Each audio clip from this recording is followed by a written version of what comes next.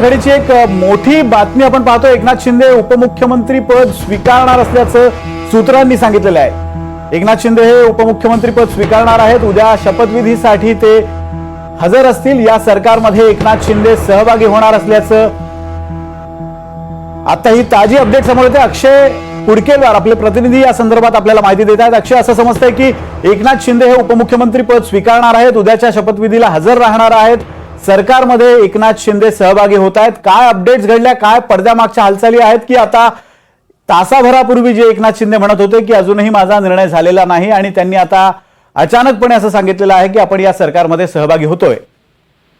या सगळ्या संदर्भात आपण जर बघितलं तर एकनाथ शिंदे यांची सातत्यानं मनधरणी देवेंद्र फडणवीस असतील, गिरीश महाजन असतील यांच्या माध्यमातून केले जात आहे। दिल्लीतल्या वरिष्ठ नेत्यांकडनं देखील एकनाथ शिंदे यांना फोन आला असल्याची माहिती आपल्याला मिळते आणि यानुसार एकनाथ शिंदे आता मंत्रिमंडळात सहभागी होतील आणि उद्याचा जो शपथविधी सोहळा असणार आहे यामध्ये एकनाथ शिंदे हे देखील उपमुख्यमंत्री पदाची शपथ घेतील। मात्र आता नवा एक ट्विस्ट त्यामध्ये असा आलाय की शिवसेनेच्या वतीनं आता अर्थमंत्री पदावरती देखील दावा केला जातो। त्यामुळं ह्या सगळ्या ज्या हालचाली आहे, काही पडद्या मागे सुरू आहे, काही पडद्यासमोर सुरू आहे। या हालचालींमुळे पुन्हा अनेक शक्यता वर्तवण्यात येत आहे महाराष्ट्राच्या राजकारणात आणि सत्ता स्थापनेसंदर्भातल्या। कालपर्यंत गृह खात्यासाठी शिवसेना अडून बसली होती, आज शिवसेनेच्या माध्यमातून अर्थ खातं मागितलं जातं आणि आपण बघतोय जसं गृह खात्यावर पारंपरिकरित्या अनौपचारिक दावा हा भाजपाचा असतो, तसंच अर्थ खात्यावरती अजित पवार यांचा डोळा आणि अजित पवारांची जसं काही मक्तेदारी आहे अशा पद्धतीचं ते खातं अजित पवार यांच्याकडे असतं आणि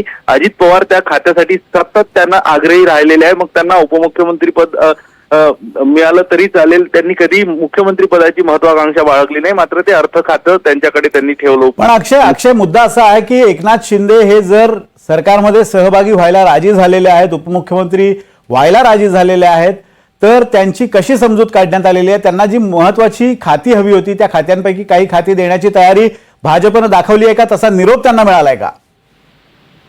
महत्वाची खाती यासोबतच मंत्रिमंडळामध्ये भाजपच्या जवळपास समसमान, भाजप इतके नाही मात्र भाजपच्या खालोखाल मंत्रिपद आणि यासोबतच पालकमंत्री आणि राज्यमंत्र्यांची देखील चांगली संख्या एकनाथ शिंदे यांना देण्याची तयारी भाजपाने दाखवलेली आहे। त्यासाठी आपण जर बघतोय यामध्ये मंत्रिमंडळाचा विस्तार देखील जर या सगळ्यात बघितलं तर 5 वर्षात काही मंत्रिमंडळामध्ये रिशफलिंग केलं जाईल। त्यात एकनाथ शिंदेच्या काही मंत्र्यांना संधी दिली जाईल, काही भाजपाच्या मंत्र्यांना संधी दिली जाईल। असं अडीच वर्ष असं ठरलं नाही, मात्र जी माहिती मिळते काही वर्षासाठी भाजपाचे अतिरिक्तचे मंत्री असतील, काही वर्षासाठी शिवसेनेचे अतिरिक्तचे मंत्री असतील।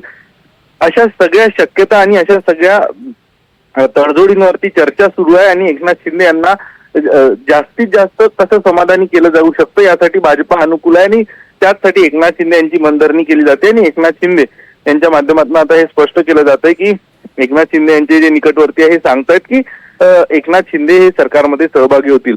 कारण उद्या जर फक्त मुख्यमंत्री आणि 2 उपमुख्यमंत्र्यांचा शपथविधी असेल आणि या शपथविधीत एकनाथ शिंदे शपथ घेणार नसेल तर हे चित्र देखील महाराष्ट्रात जाऊ शकतो। त्यामुळे एकनाथ शिंदे हे सरकारमध्ये सहभागी होत आहेत, उद्या ते उपमुख्यमंत्री पदाची शपथ घेणार आहेत। आता पाहायचं एवढंच आहे की त्यांची मागणी पूर्ण झाली आहे का? धन्यवाद अक्षय दिलेल्या अपडेट्स बद्दल। एक मोठी बातमी आपण पाहतोय, एकनाथ शिंदे हे उपमुख्यमंत्री पद स्वीकारणार आहेत आणि उपमुख्यमंत्री पदाच्या शपथविधीसाठी ते उद्या सोहळ्यादरम्यान उपस्थित असतील।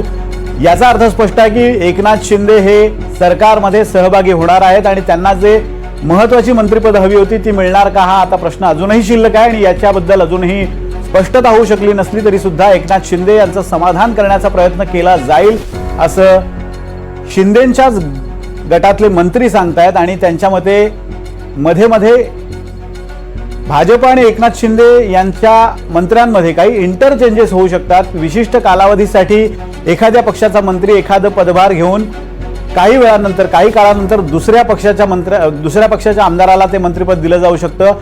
तुर्तास जरी त्यांना पूर्ण त्यांचं समाधान केलं नसलं तरी सुद्धा मधल्या काळात हे समाधान केलं जाऊ शकतं। रिशफलिंगच्या वेळेला शिंदेंची अतिरिक्त मंत्रिपदाची मागणी मान्य केली जाऊ शकते, अशा स्वरूपाची शक्यता शिंदे गटातले आमदारच व्यक्त करतायत।